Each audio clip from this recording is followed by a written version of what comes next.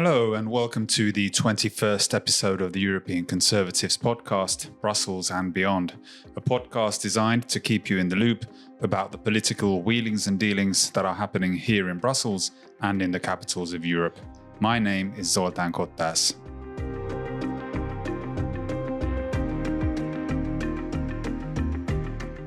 Josep Borrell, the EU's High Representative for Foreign Affairs, has decided to move an informal foreign ministers meeting from Budapest to Brussels. The meeting was initially to be held in Hungary, which holds the rotating EU presidency, but Borrell intended to snub Hungary for promoting a pro-ceasefire approach with regards to Ukraine. Moving the meeting has no real significance and only serves to highlight Brussels' childishness, the Hungarian Foreign Minister Péter Szijjártó commented. Most member states disagreed with boycotting the Hungarian presidency, saying it creates a counterproductive and harmful precedent for future EU cooperation. Hungary has been heavily criticized in EU circles following Prime Minister Viktor Orbán's self-styled peace mission, a tour of Kiev, Moscow, Beijing and Washington, in which he talked to the participants of the Russian-Ukrainian war, as well as the global powers that could play a role in ending it. Hungary has been the only EU member state since the beginning of the war to consistently call for peace talks to begin and has criticized sending military aid to Ukraine, which it says only fuels the conflict. Orbán shared his proposals with EU leaders about the possible first steps that could lead to peace, but they were rejected. The Brussels elite has also criticized Orbán for engaging in talks on behalf of the EU, despite the Prime Minister making it clear that he was only conducting bilateral negotiations. Ukraine's decision to sanction the non-state-owned Russian Lukoil company has caused outrage in Slovakia and Hungary.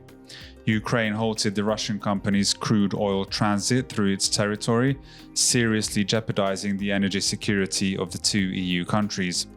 A third of Hungarian and 45% of Slovakian oil imports stem from Lukoil.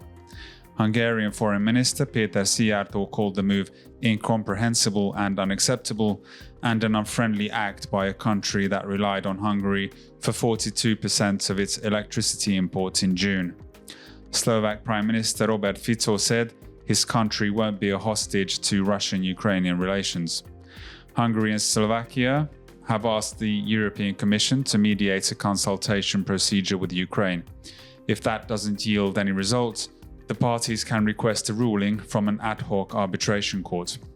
As a sign that the issue is not much of a priority in Brussels, a Commission spokesman said there is no immediate impact on the security of oil supply to the EU. Hungary, Slovakia and the Czech Republic are the only three countries that were given an opt-out from EU sanctions on Russian oil imports because of their over-reliance on Russian pipeline oil. Though temporary solutions have been implemented to stabilize Hungary's oil supply, these measures will not suffice in the medium term and could lead to a full-blown fuel crisis in the near future.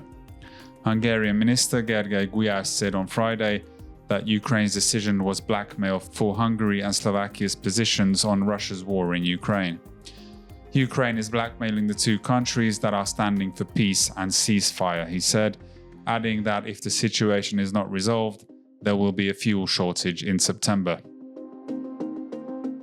The European Commission has threatened to punish both Hungary and Slovakia. The Commissioner for Justice, Didier Reynders, said that he cannot rule out the suspension of EU funds due to Hungary's so-called Sovereignty Protection Act. The Hungarian parliament passed a law in December to defend the country against undue political interference by foreign entities. An office was created to investigate disinformation campaigns and activities that seek to influence election outcomes. The ruling Conservative Party, Fidesz, deemed it necessary to take such action after revelations surfaced that the left-wing opposition's 2022 election campaign was massively funded from overseas, mainly through a US non-profit organization.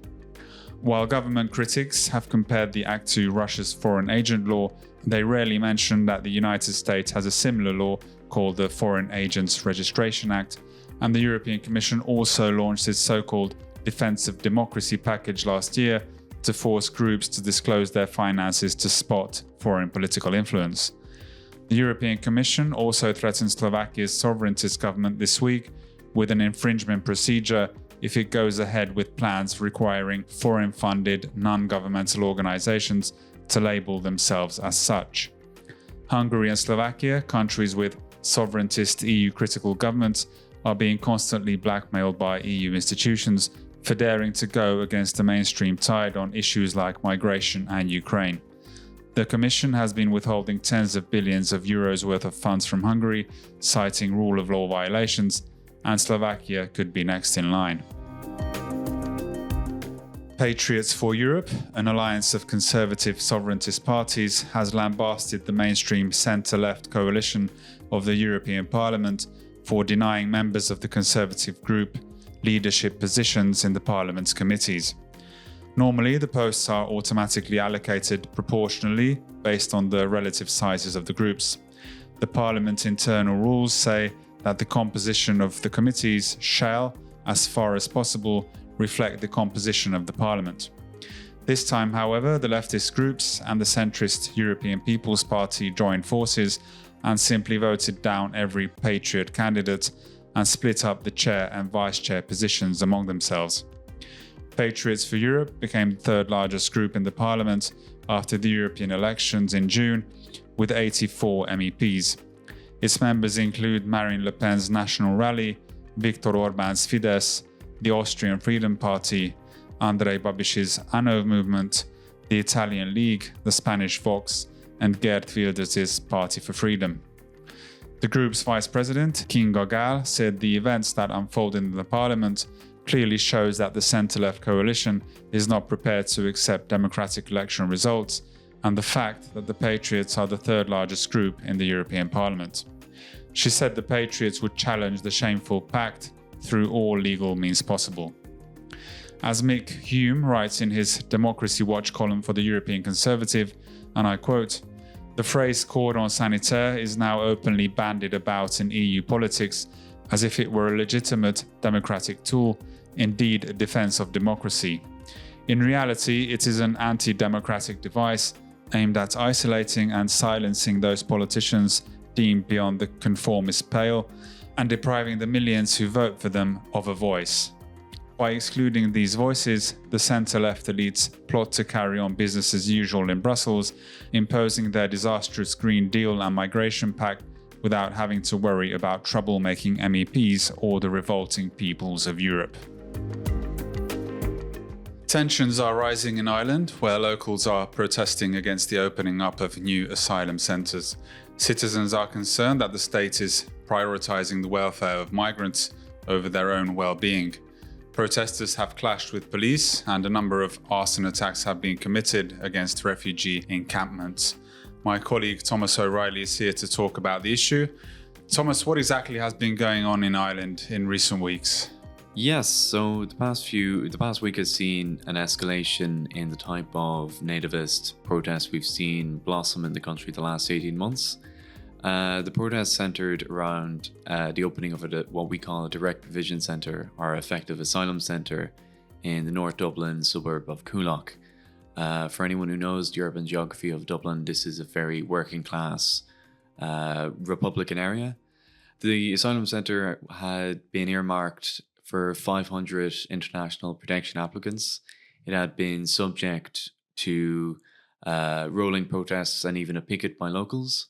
I was on the ground there in April covering local protests, including presence of men on horseback. But the protest took an ugly turn the past week. There was an attempt by police services to break down the picket and get workers onto the site, at which point workers were attacked, equipment was set alight, and thus began a sort of week of violence outside of the centre, culminating in multiple arson attacks on the centre, running street battles with riot police, and as well as use of tear gas on protesters. Now, anyone who knows the Republic of Ireland knows that this type of civil disobedience is not entirely unheard of, but the level and consistency of these protests is something that is causing a crisis, not just in Irish politics, but in Irish policing. There was speculation that the Irish government again would have to bring down water cannon from Belfast from the British PS9 policing services, as was done in last November's rioting. There were reports of petrol bombs fired at police officers, multiple injuries, and in the end, the Irish state was left rather embarrassed as this centre itself, which is a former paint factory, was repeatedly set alight. The Irish security services were not able to cordon off the site despite giving a week's notice and hundreds of manpower. And in the resulting fires, you saw jubilant scenes by locals.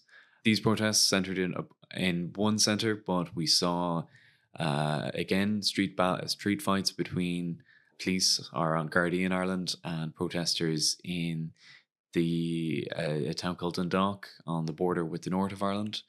This is a town famous for its attachment to the provisional IRA as well as cross-border crime. But a serious precedent in Irish politics. We saw, despite the rather paltry results for populist candidates, that being said, a few right-wing nationalists did get county council positions, and they were active, rallying community support against the asylum centre in Coolock and elsewhere.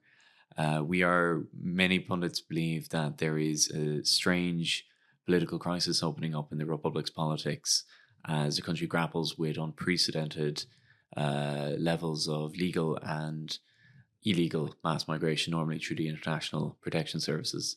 Yeah, I mean, the events we've seen unfolding in Ireland, it's not just about one or two asylum centres. There's a general discontent with the government's handling of the migration crisis. And as far as I know, or as I've read in the newspapers, the public are not just dissatisfied with the government, but the opposition as well. So there's a general discontent with immigration policies coming from both parts of the political spectrum.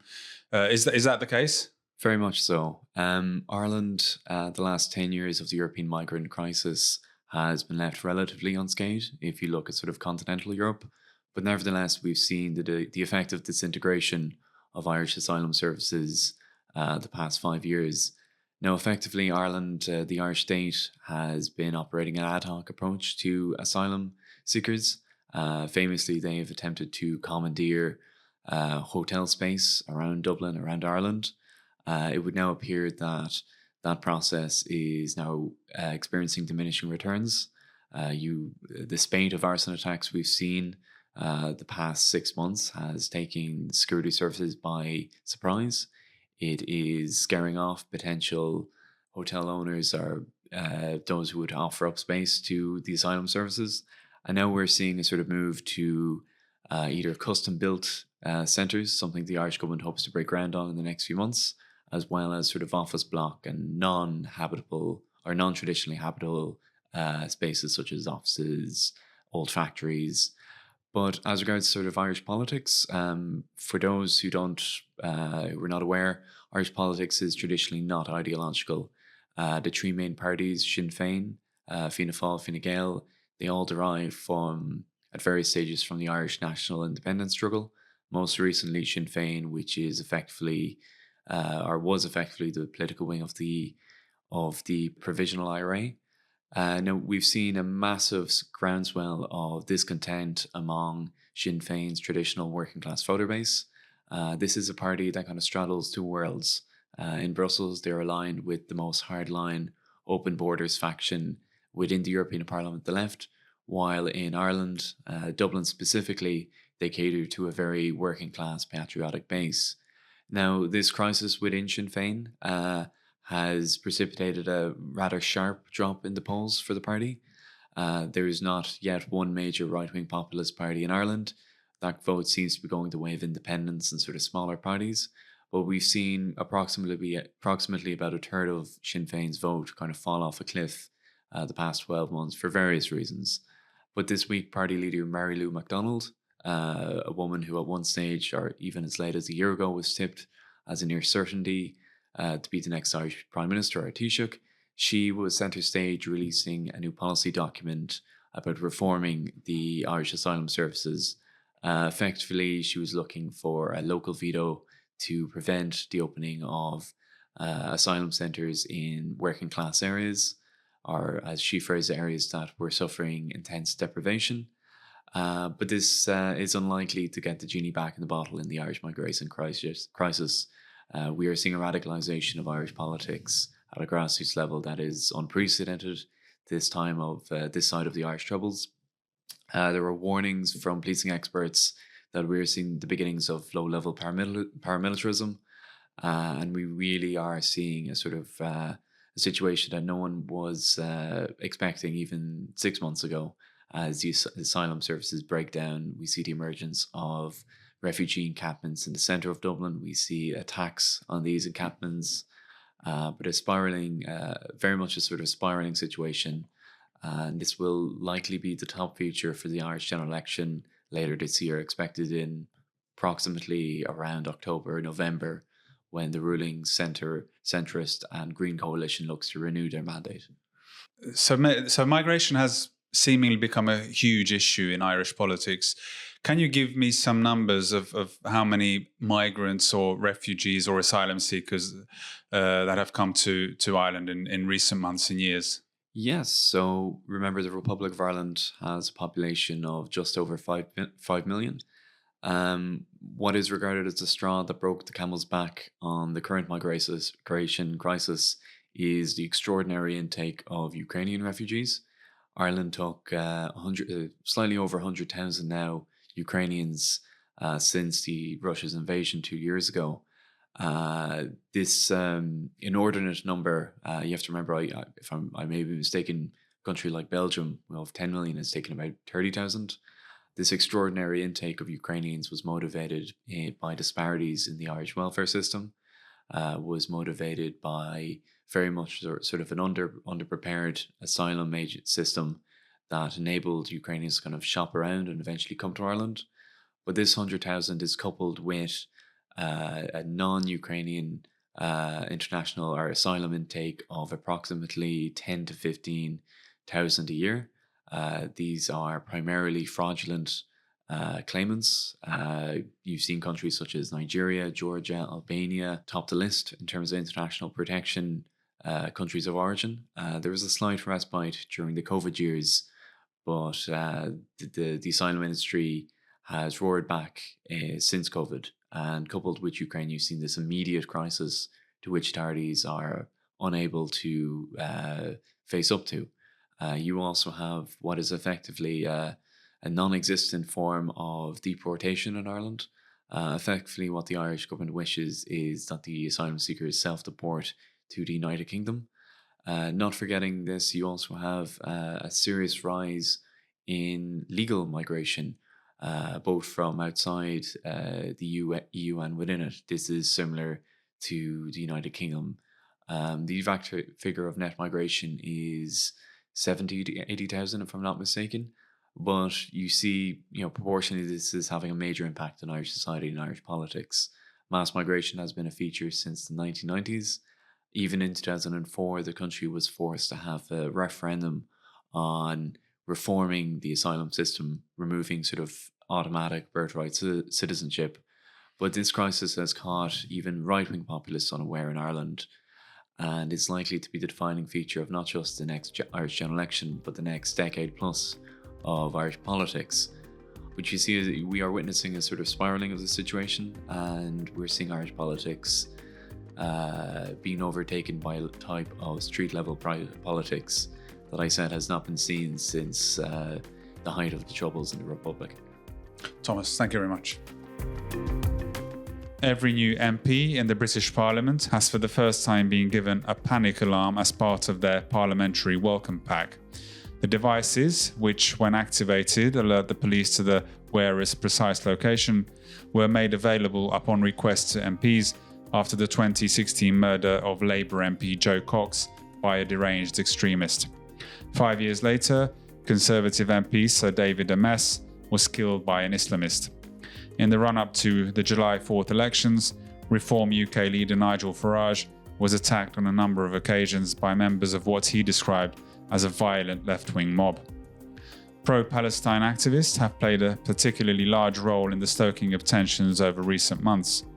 In one constituency, Labour's Heather Iqbal was defeated at the election by a pro-Gaza independent whose supporters, she said, waged a campaign of intimidation, abuse and harassment. In Birmingham, volunteers for a Labour candidate were reported to have had leaflets snatched from their hands by pro-Palestine activists and to have been shoved in the street by men. Rushanara Ali, the new housing minister, was also assisted by 2 bodyguards during the campaign after being targeted by pro-Gaza activists. US President Joe Biden dropped out of the race for the White House after weeks of mounting pressure. Democrats had expressed their desire for Biden to abandon his re-election campaign since his disastrous performance against the Republican nominee, former US President Donald Trump, at their debate in June. 81-year-old Biden has been displaying signs of frailty and mental decline in recent months, speaking incoherently in most of his public appearances.